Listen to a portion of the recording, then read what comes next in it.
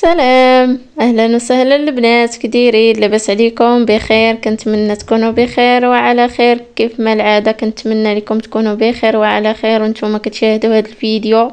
فاليوم البنات غيكون واحد الفيديو ان شاء الله اللي غيكون زوين بزاف وفيه بزاف ديال الحداقه والشهيوات ان شاء الله. فقبل ما نبداو البنات بالفيديو ديالنا نصليو بالصلاه والسلام على رسول الله. اللهم صل وسلم وبارك على سيدنا محمد وعلى اله عدد خلقه ورضاء نفسه وزينة عرشه ومداد كلماته. فانا البنات كما كتشوفوا فقت مع الصباح، راكم عارفين كيف العاده كنفيق بكري ان شاء الله وكان نصلي صلاتي وكان ندير روتين ديالي الصباحي كيف ما العاده. وصافي غادي ندوز هنا البنات مباشره البنات باش غادي ندير ان شاء الله واحد الحسوه شهيته مع هذا الصباح ومع صباح الجو بارد. قلت ندير واحد الحسوه اللي غتكون معشبه بهاد العشوب كما كتشوفوا، فيها شويه الحلبه والسانوج وحب رشيد صافي والبلبوله اللي غسلتها مزيان كما شفتوا. صافي وغادي نردها البنات باش غادي نطيبها باش غادي نفطروا بها ان شاء الله هذا الصباح انا وبنياتي. وصافي كما شفتوا راني غسلتها مزيان هي وهذيك الحلبه وحب رشيد. صافي رديت هنا الماء البنات باش كيغلي، درت فيه غير شويه ديال الملحه وشويه ديال الزيت البلديه وواحد البصله كما شفتوا خليتها صينه، حيدت لها غير القشور باش تطلق لي غير المذاق ديالها. المهم هاد الصباح ما قدرتش باش نحكها، مولفه كنحكها كنشحرها واحد شويه عاد كنكبل. صافي راكم عارفين مع الصباح قلت غادي نديرها بالزربه. صافي غير درت الماء ودرت فيها هذيك البصله كما كتشوفوا، حيدت لها غير القشور ديالها وحطيتها فيها باش تطلق البنه ديالها. صافي بعد ما غلات راه كما شفتوا راني درت هذيك البلبوله اللي غسلت. وصافي هنا البنات راني كنحيد هذيك الكشكوشه اللي تطلع الفوق. صافي وهذا هو فطوري ان شاء الله لهذا النهار وفي نفس الوقت صحي بالنسبه للوليدات وزوين في هذا البرد صراحه. كتبغي بحال ما كتصبحي تفطري بشي حاجه بحال ما هكا، بحال الحسوه بحال هكا ولا شي حاجه تكون سخونه. وصافي بعد ما البنات غادي نفطر فطوري غادي ندوز البنات باش غادي ندير معكم الروتين ديالي ديال النهار. مهم قلت نشارك معكم نهاري اليوم من الصباح حتى العشيه، وفي نفس الوقت البنات غادي نشارك معكم واحد المسمن اللي معمر بواحد الطريقه مختلفه ان شاء الله وبواحد الحشوه اللي رائعه بزاف وكتجي بنينه في المذاق وصراحه خطيره خطيره البنات. غير خليكم البنات مع الفيديو حتى الاخر باش تشوفوا الطريقه ديالو وان شاء الله راه ساهل وبسيط. المكونات ديالو راه موجوده في اي بيت ان شاء الله. وصافي هنا البنات غادي نمشي نفطر فطوري وصافي غادي نبدا الروتين ديالي. اول حاجه البنات كنشعل واحد شويه ديال القران كما شفتوا باش نبدا الروتين ديالي ديال النهار. صافي هنا البنات راني جمعت الدنيا ونفضت هذوك السدادر مزيان. صافي غادي ندوز غير تشطيبه خفيفه كما شفتوا على البيت والمراح والبيت النعاس حتى هو راني جمعته، ما بغيتش كاع نبقى نطول عليكم الفيديو. صافي غادي ندوز البنات غير شطابه خفيفه كما شفتوا على الدار كامله. وصافي هنا البنات هاد صراحه هاد باي باي كما قلت لكم في واحد الفيديو غادي ناخذها الصراحه كتنفع بزاف والله في الزرابي. ما تتعذبيش والله تبقاي تشطبي وفي نفس الوقت كتجمع هذيك التشطيبه وكتنقي الزرابي من الا كان بحال ما هكا الزغاب على قبل مشى كيمشطوا البنات بحال ما هكا كيطيح الزغاب ولا شي حاجه في الزرابي. هذيك باي باي كتجمع هذاك الزغاب ما كتخليش في الزرابي وفي لاصق. وحيت الشطابه واخا كتشطبي بالشطابه ما كتحيدش لك هذاك الزغب الرقيق اللي تيكون في الزرابي. وصافي هنا البنات راني دزت الكوزينه هنا غادي نجمع هاد الكليسه لحقاش كتمصبنا هاد المخاد والطلامط راه رديتهم البارح في الليل وهما وديك الزربيه درتهم. صافي كانوا بقاو ليا غير المخاد حتى اليوم دابا في الصباح عاد بديت تنجمع فيهم. كنرد فيهم صافي. غادي نردهم، غادي نجي مع الكليسة نقادها بما صافي. وهنا البنات راني مشيت البارح تقديت واحد شويه ديال الخضره وشويه ديسير كان خاصني، ماشي شي حاجه، كانت باقا عندي الخضره غير بحال هكا بطاطا وخيز وقيله، وجبت شويه ديسير ليمون تفاح وداكشي اللي خاصني. المهم بالنسبه للبنات كيبغيو يديو معاهم الكوت ديال المدرسه ضروري كيبغيو التفاح والليمون. المهم مشيت تقديت معايا واحد شويه ديال الدجاج وشويه ديال الصدر ديال البيبي وصافي. وجدتهم اليوم غادي نغسلهم ان شاء الله. وصافي خليتهم البارح درتهم في الثلاجه.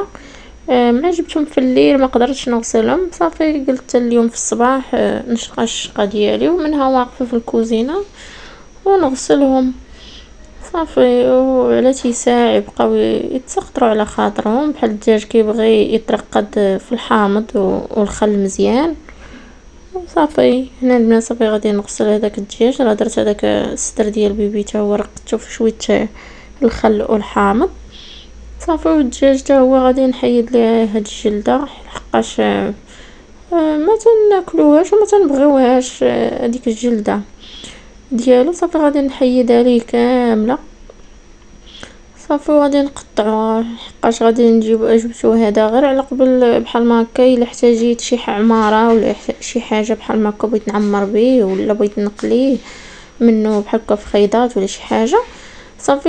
هادشي اللي جبت هذا غادي نشدو غادي نقطعو وغادي نعزل كل حاجه بحدها باش فيما نبغي شي حاجه نجبدها وصافي.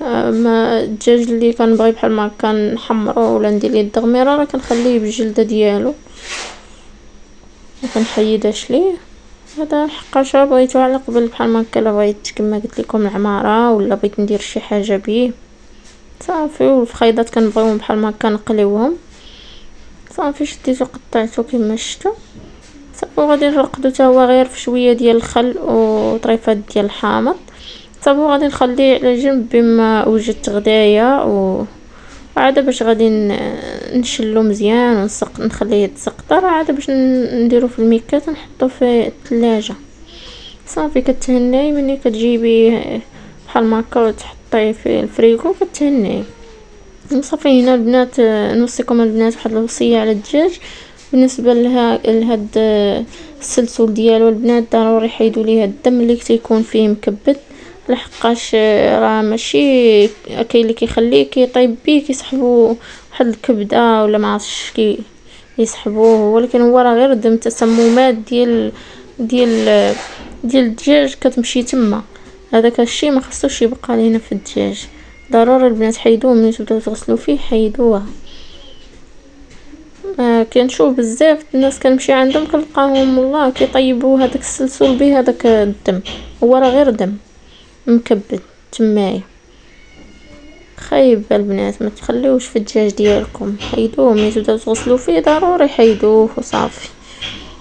صافي هنا البنات كما كتشوفوا راني غادي نرقدو ونخليه واحد الساعه ولا ساعتين بما شرب هذاك الخل والحامض مزيان ونشلو صافي ونحيدو يتسقطر ونخليه يتسقطر مزيان عاد باش نديرو في الفريكو وصافي. هنا داك الصدر ديال البيبي حتى هو راني غادي نشلو صافي وغادي حتى هو غادي نقطعو نديرو في الفريكو لحقاش انا ما كنبغيش بحال ما اللحم نطيبو ديك الساعه كنبغي نخليه يبات في الفريكو الغد اللي عاد كنبدا نخدم به صافي. كذلك الدجاج حتى هو وصافي.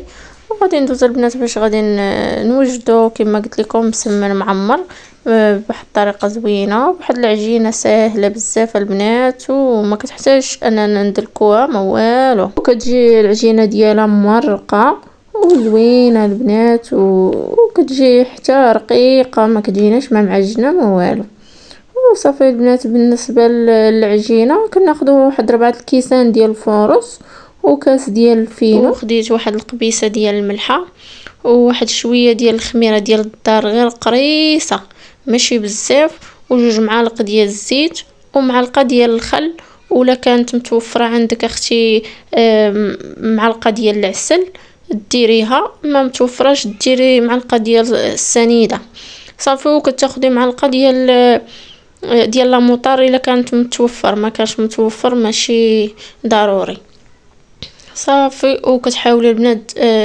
تجمعوا العجينه، غير تجمعوها ما تدلكوهاش كما غتشوفوا في الفيديو البنات، راه ما غندلكهاش، غادي غير نحاول انني نجمعها. صافي وغنديرها في واحد البلاستيكه وغادي نحطها على جنب بما وجدت الحشوه وداك الشيء. غادي نلقاها هي طلقات وكما كنقولوا راه دلكت راسها براسها صراحه. راه بلاد ليك كتجي العجينه ديالها واعره واعره. وصافي هنا البنات غادي نديرها في البلاستيكه ونحطها على جنب بما وجدت كما قلت لكم هذيك الحشوه. صافي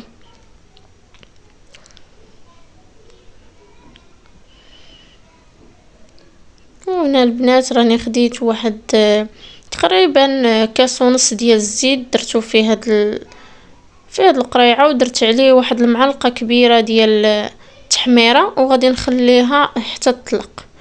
صافي غادي نخليها حتى تطلق حتى الاخير عاد غادي نحتاج. صافي هنا البنات بالنسبه للحشوه راني خديت واحد البصله اللي قطعتها كما كتشوفوا، شلطتها مزيان في المقله ولا شي قويميله كما شفتوا. صافي حاولوا البنات تشلضوها مزيان رقيقه. صافي وتاخذوا شويه الفلفله حلوه. المهم بالنسبه للبنات الفلفله تقدروا ديروا غير الفلفله الخضراء، ماشي ضروري انكم ديروها ملونه كما غتشوفوا، راه غير الفلفله الخضراء راه كافيه، ماشي ضروري انكم ديروا الصفراء والخضراء والحمراء، الخضراء. صافي قطعوها حتى هي تكون البنات رقيقه. صافي وغتاخدوا واحد الراس ديال خيزو اللي غتنجروه كذلك وتوصلوه مزيان.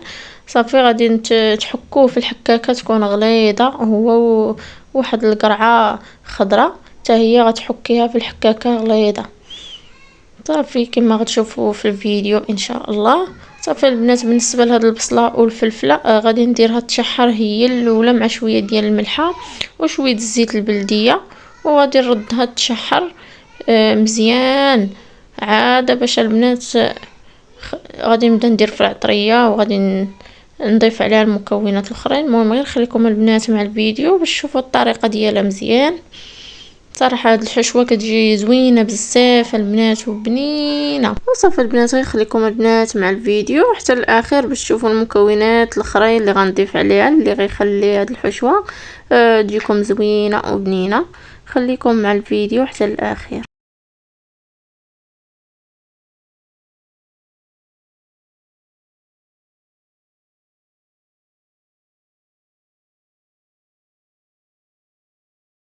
صافي هنا البنات غادي نردها باش غادي تشحر كما قلت لكم. غادي ندير عليها غير شويه ديال الزيت البلديه وشويه ديال الملحه وغادي نردها حتى تطيح هذيك البصله والفلفله عاد باش نديروا العطريه.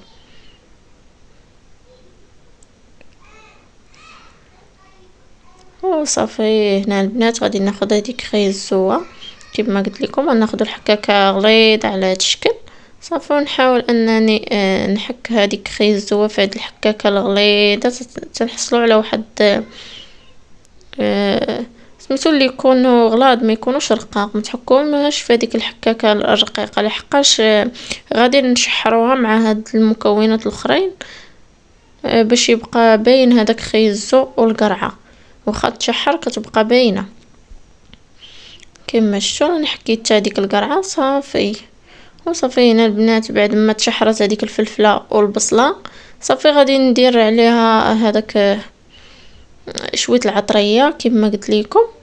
غادي ناخذ غير شويه ديال الابزار تقريبا نص معلقه صغيره وشويه ديال سكينجبير وشويه ديال التحميره وشويه ديال الخرقوم. صافي وغادي ناخذ واحد شويه ديال العطريه ديال الحوت الا كانت عندكم. وصافي البنات تقدروا تزيدوا شويه ديال الملحه الى ذقتوا لقيتوها باللي خاصه شويه الملح زيدوا شويه الملحه. وصافي هنا يا البنات غادي ندير هذيك القرعه اللي حكيت وخيزو حتى هما يتشحروا واحد شويه مع ديك البصله والفلفله. ضروري البنات نشفوا هاد المكونات مزيان. هاد الخضره خاصها تنشف باش ما تطلقش لكم الماء في المسمن ديالكم ملي تبداو ديروا تعمروا بيها. وصافي هنا كما كتشوفوا غادي نشحرها، نحاول انني نخليها حتى تنشف. راه كما شفتوا هانتوما راه باين في الفيديو باللي راها ناشفه. صافي نحطها على جنب باش تبرد. وهنا البنات خديت واحد الباكيه ديال الشعريه ديال الروز. المهم البنات راه شعريه صينيه ولكن هي ديال الروز، ما كنستعملش هذيك الاخرى لحقاش ما صحياش وما زويناش. هذه المهم راها ديال الروز وصحيه ماشي بحال الاخرى. صافي غادي نكب عليها الماء طيب كما شفتوا، غادي نخليها حتى تشرب هذاك الماء وتطلق. صافي عاد باش غادي نصفيها باش نقطعها، نحطها على جنب باش غادي نبدا باش نشكل في هذيك العجينه ديالي. كما كتشوفوا غادي ناخذها باش غادي ندلكها غير واحد شويه البنات من بعد ما طرخات. هي راه طلقات البنات ورطبه كما كتشوفوا، راه واخا دلكتها واحد شوي ولكن هي راه رطبه. المهم انا غير عاود دلكتها باش تسهل معايا باش نبغي نشكلها وداك الشيء. صافي تجيني ساهله.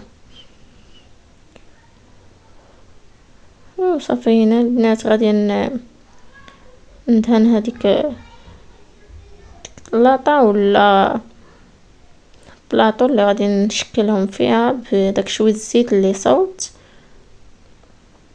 صافي غادي نشكلها على شكل البنات على شكل كويرات يكونوا متوسطين كما شفتوا، ما يكونوش صغار بزاف وما يكونوش كبار.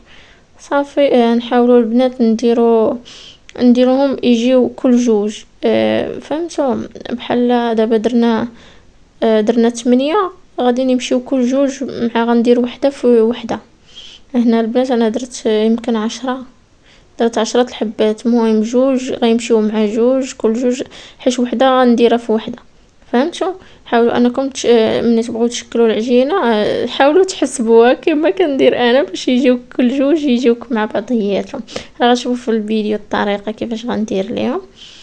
وصافي هنا البنات غادي نصفي هذيك ديك الشعريه. المهم ما تخليوهاش البنات في الماء بزاف باش ما تشربش هذاك الماء بزاف وتجيكم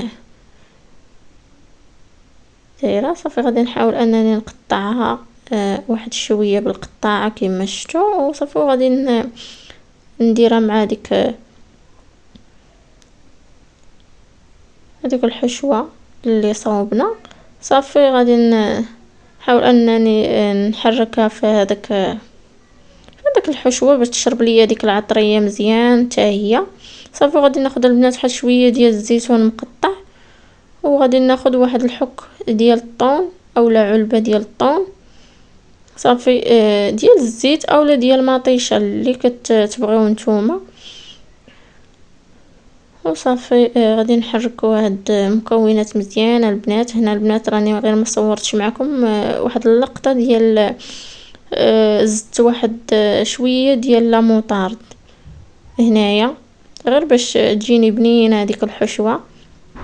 صافي واللي بغات تضيف الفرماج طيفو عندك متواجد طيفيه. هنا البنات غادي ناخذ هذاك الزيت اللي صوب. نحاول البنات نكب غير هذاك الفوقاني ديال الزيت، ما تكبوش هذاك الطخه ديالو باش ما يجيكمش في المسمن في الاخر ملي تجي طيب كيجي فيها هذاك التحميره من الفوق بحال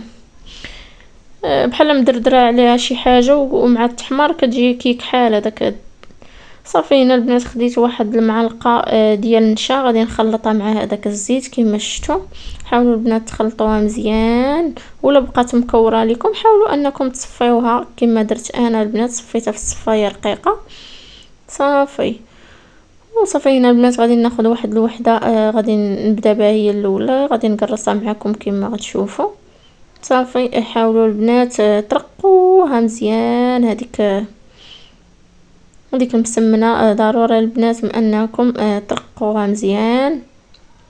راه ضروري ترقوها باش يجيكم مورق هذاك المسمن ديالكم. كيجي سبحان الله بحال دايره مصوباها بالورقه ديال بسطيله. والله الا كتلف ليا الهضره البنات، غير قبلوا ليا على الفيديو. والله عرفتي راه ما عرفتش مالي اليوم تاني، راه عرفتي راه كنهضر وكتلف ليا الهضره. وصافي هنا البنات كيما شفتوا غادي نشكلها على شكل مربع مسمن المربع. صافي غنحاول تاني نسرح وحده مزيان حتى هي نطلقها مزيان كما غتشوفوا. ضروري البنات رقوها، ضربوها من الجناب مزيان باش تجيكم مورقه. وفي نفس الوقت البنات كدهنوا بهذاك الزيت من الوسط قبل ما نديروا طويوها. وفاش تبغيو ديروا هذيك الاخرى الوسط كما غتشوفوا، غادي نحاول انني نرش بهذاك الزيت من الوسط باش يجيكم مسمن ديالكم مورق وزوين. وهذاك النشا هو اللي كيعطينا هذيك التوريقه والقرمشه ديالو في الاخر بعد ما كطيب. صافي هنا البنات راني درت وحده الوسط كما شفتوا، وغادي نطوي عليها هذيك الاخرى. صافي وغادي نمشي هكا البنات المسمن ديالي كامل كل جوج غادي نديرهم مع بعضياتهم. صافي غير كملوا البنات الفيديو حتى الاخر باش تشوفوا الطريقه مزيان.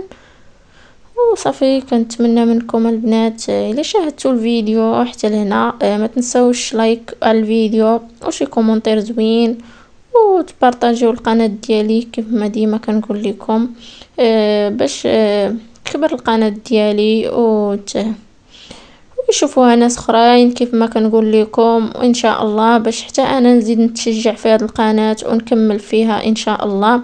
والله حش بعد مرات كيجيني الملل كنشوف بعد مرات شي فيديوهات زوينين وما تيطلعوش، وكنقول بارك عليا من هذا الشيء والله. وفي نفس الوقت نقول لا خاصني نشارك معاهم نهاري ونشارك معاكم الوصفات والله. وصافي كنتمنى منكم غير تشجعوني والله على هذه القناه وتعاونوني فيها غير بالبارطاج واللايكات وبشي كومونتيرات باش القناه ديالي حتى دوك الكومونتيرات البنات هما اللي تيخليو الفيديو ديالي يطلع. وصافي هادشي اللي غنقول لكم. وكنقول لكم كاع اللي دخلت جديده مرحبا بها على القناه، وتنقول لك مرحبا بك اختي. وما تنسيش غير الضغط على الجرس باش ديما يوصلك الجديد وما تنسيش لايك على الفيديو. وصافي وهادشي اللي غادي نقول لكم. وصافي هنا كما كتشوفوا البنات غادي نكمل هذاك المسمن ديالي كامل. غادي نحاول انني نورقو كما شفتوا مزيان. وحاولوا البنات دهنوا بهذاك الزيت ديال من الوسط كما شفتوا عاد طويو المسمنه.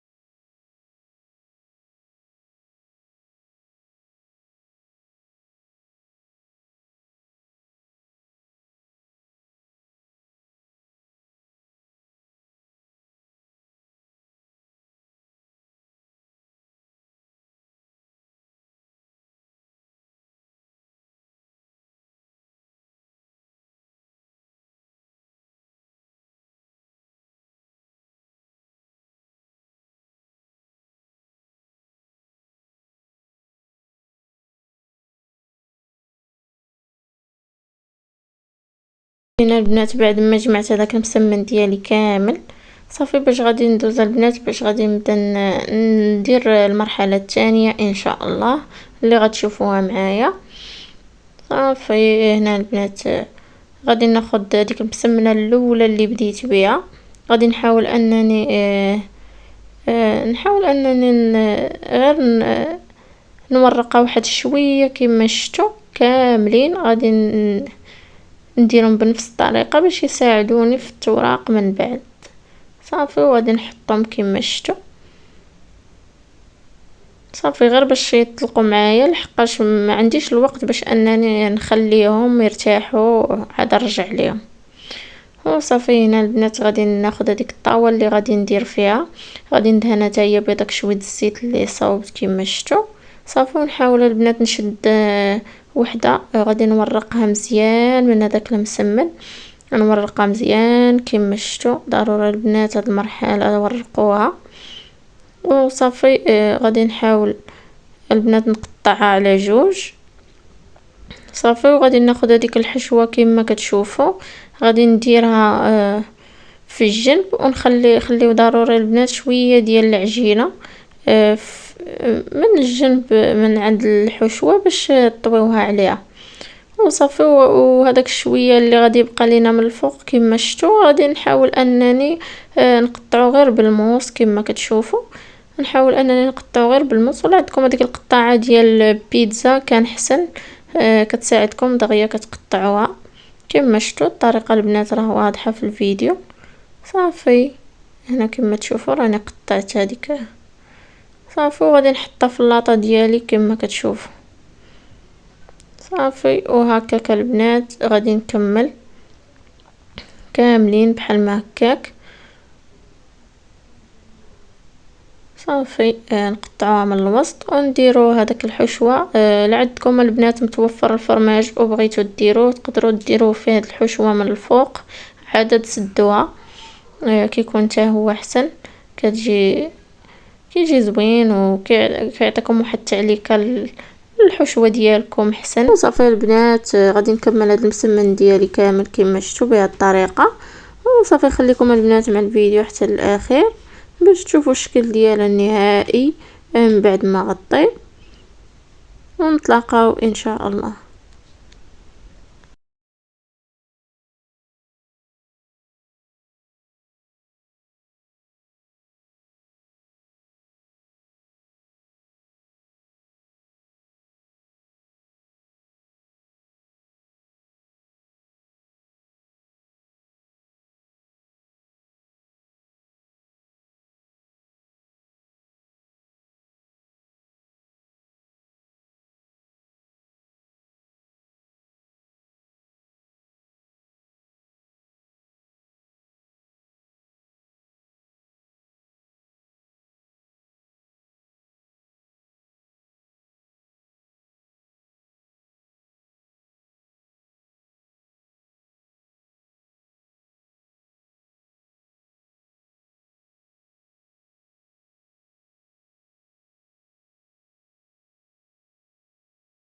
وصافي هنا البنات بعد ما عمرت هذيك الطاوه ديالي كامله كما شفتوا صافي غادي نحاول البنات ناخذ هذاك الزيت اللي بقى ليا غادي ندهن به هذاك المسمن ديالي من الفوق كما شفتوا.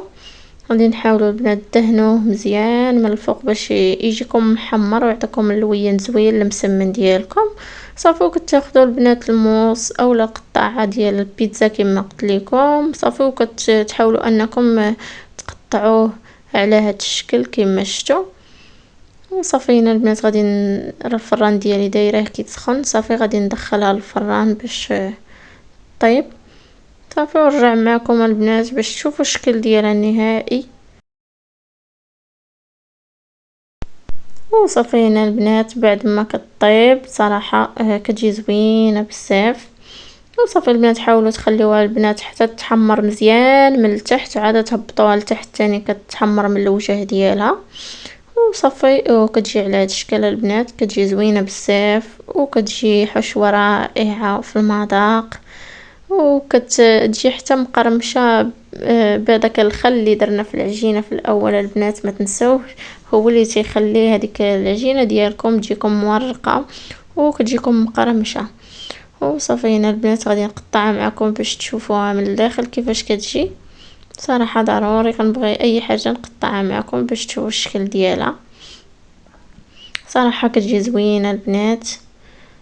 كنتمنى تجربوها وتردوا عليا صراحه كتجي زوينه وكتجي الورقه ديالها رقيقه بزاف كما شفتوا ما كتجيش لا مدقسه لا معجنه لا والو. وصافي هنا البنات تنقول لكم بسلام عليكم نتلاقاو في فيديو جديد ان شاء الله مع وصفه جديده وفيديو جديد وبسلام عليكم البنات.